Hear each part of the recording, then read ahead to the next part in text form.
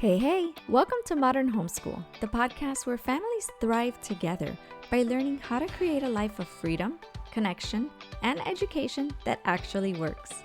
If you're curious about homeschooling, thinking about starting, or already in the thick of it and wondering if you're doing right by your kiddos, you're in the right place.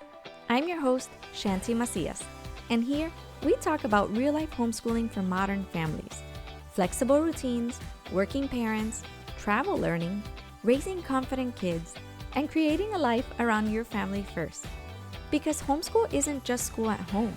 It's a whole new way of living and learning. Let's do this.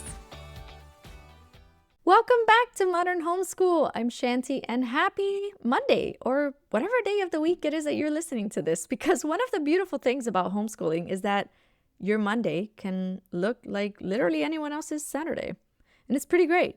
Today's episode is one that I've been wanting to do for a while because I think it solves a problem that trips up so many homeschool families, especially when you're just starting out.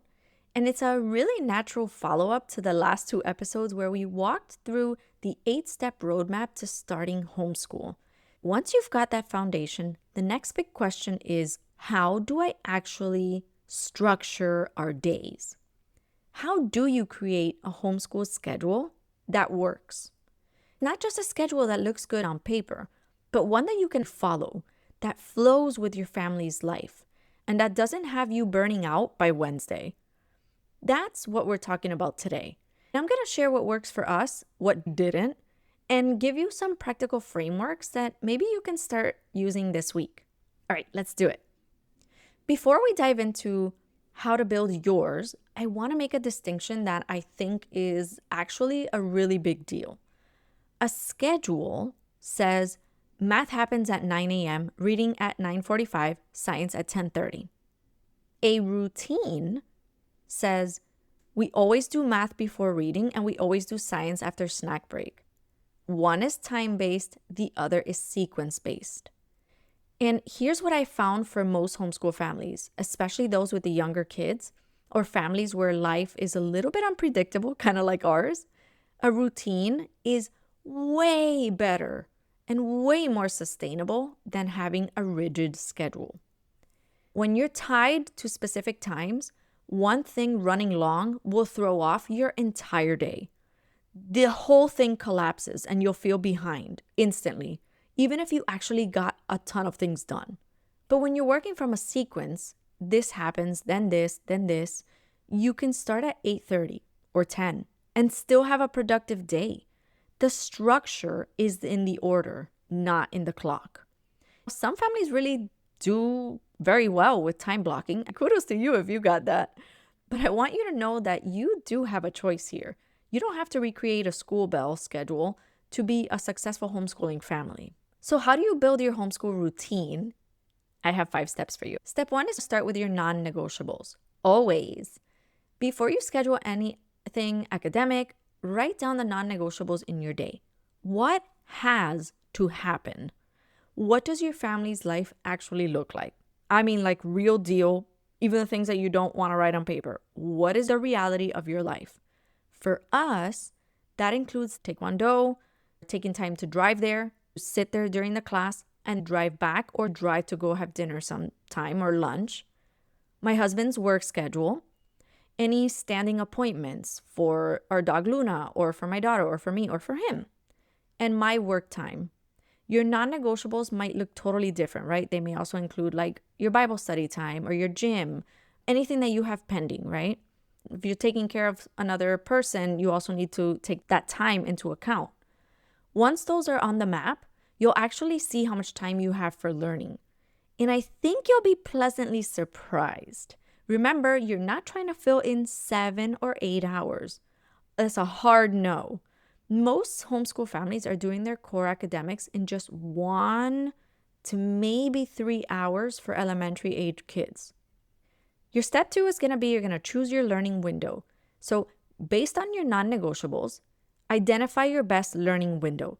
This is the time of the day when your child is the most alert, the most receptive, and most ready to engage and let's go. So for most kids, that's the morning, but not always. Some kids, believe it or not, are sharper after lunch. Some families work better with an afternoon block. There's no right or wrong answer here. There's just your answer. And that's what I love about homeschool. Our sweet spot is mid-morning. So it's after we've both had time to fully wake up and eat breakfast and me drink my coffee on my couch, mindlessly playing my puzzle game on my phone. Okay, I'll be real with you. Like, that's what I do. And that time is sacred.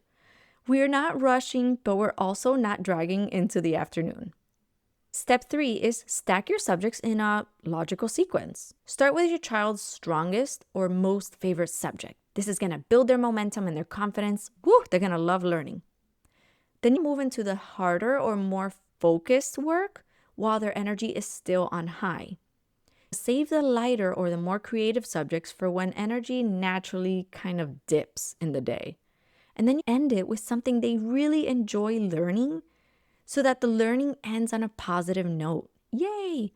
For us, it often looks like we start with language arts, and then we go on to reading or phonics, and then reading books together, and then online learning apps. So that could be like a science or social studies, and then maybe creative writing. And then we'll end it with creative play or like an elective. We'll do taekwondo practice or piano practice or directed drawing, anything that she likes. Or a science experiment, she loves those. And then we'll do the same for the math days, which we do alternate. The same structure, but instead of reading language arts, we're going to put math in there. This is our rhythm. It's not a prescription. Try different sequences and see what flows best for you, okay? Step 4 is build in breaks intentionally. And this one I can't stress enough, especially for your younger kids. Breaks are not the enemy of productivity. They are the productivity strategy. Short intentional breaks between subjects, even 5 to 10 minutes to move or to snack or to just decompress, resets the brain and improves their focus for the next block. Don't skip them to try to get more done because it's not going to work. You're going to end up with a frustrated kid and a frustrated you, and that is no bueno. It's not good.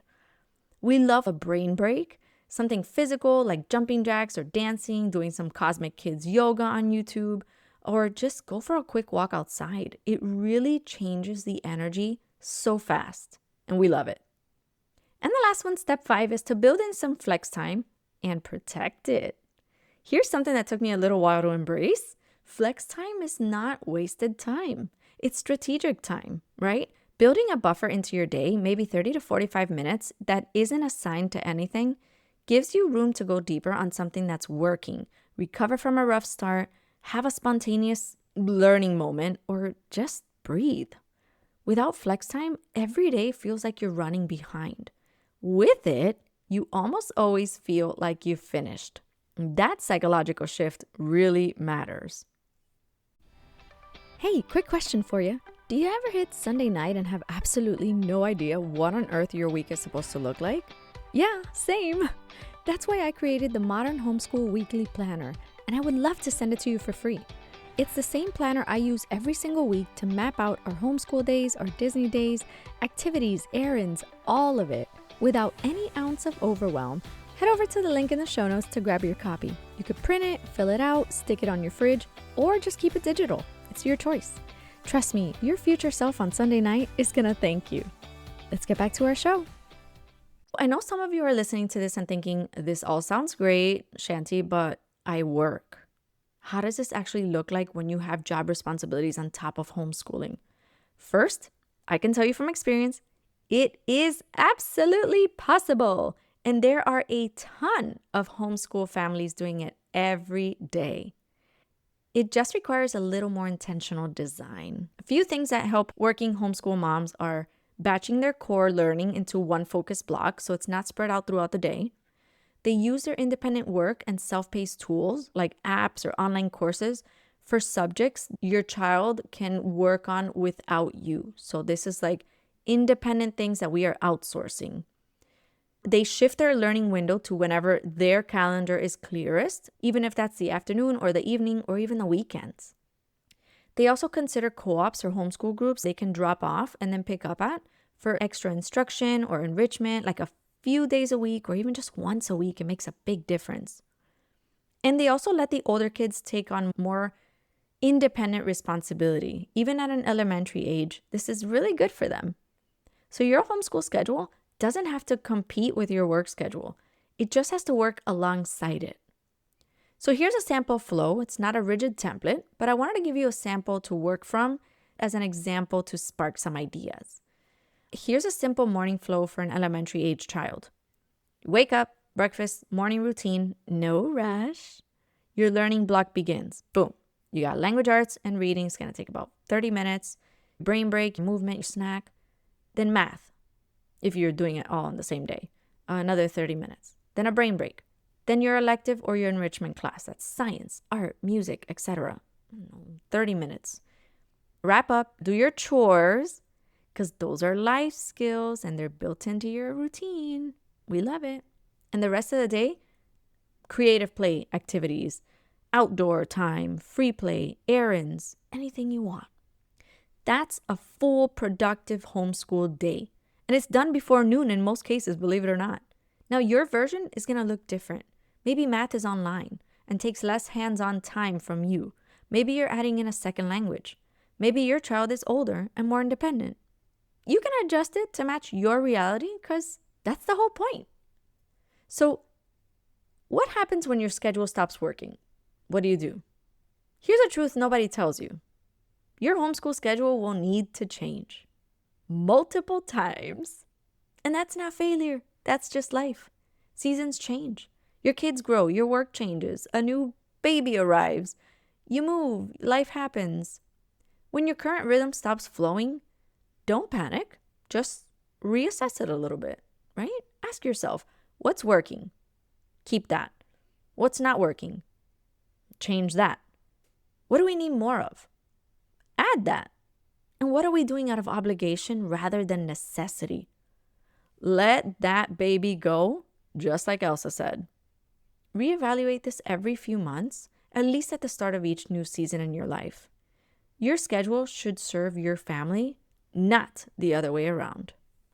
And hey, before we wrap up, if building a homeschool schedule feels really overwhelming or disorganized, don't forget that there's a free Modern Homeschool command center that's literally designed for this. Okay, it's a digital planning tool that helps you lay out your week, organize your subjects, and create a rhythm that feels doable for your family. And it's all in one place, and it's completely free. Head over to shantymacias.com, click the link in the show notes. If you're starting from scratch or you need a reset, this is the place to start. Also, a quick shout out to our giveaway winners. Congratulations! And thank you to everyone who entered. Your support during launch week has meant everything, and we love you. There you have it, a simple, flexible framework for creating a homeschool schedule that actually works for your real life. Remember, the goal isn't a perfect schedule. The goal is a rhythm your family can actually sustain with a little joy in it, or a lot of joy. We love it. If this episode helped you, I would be so grateful if you could share it with a homeschool mama who's been struggling to find her groove. Come find me on Instagram or TikTok, whichever one you like. I'd love to hear what your schedule or routine looks like or what changes you're making. I'm at Shanty Macias or shanty.macias. You're doing something really, really meaningful for your family. And don't you forget that on the hard days. Homeschool doesn't have to look like school at home. It just has to work for your family. And we love you. See you next episode. Thank you so much for hanging out with me today. I truly love creating this space to support you on your homeschool journey. If you enjoyed this episode, I'd love to connect with you. Come say hi on Instagram or TikTok and tell me what resonated and what questions you still have. I read every single message, and your stories help shape future episodes. And if you know another parent who's considering homeschool or needs encouragement, share this episode with them so we can support more modern homeschool families together. Remember, homeschool doesn't have to look like school at home. It just has to work for your family. See you in the next episode.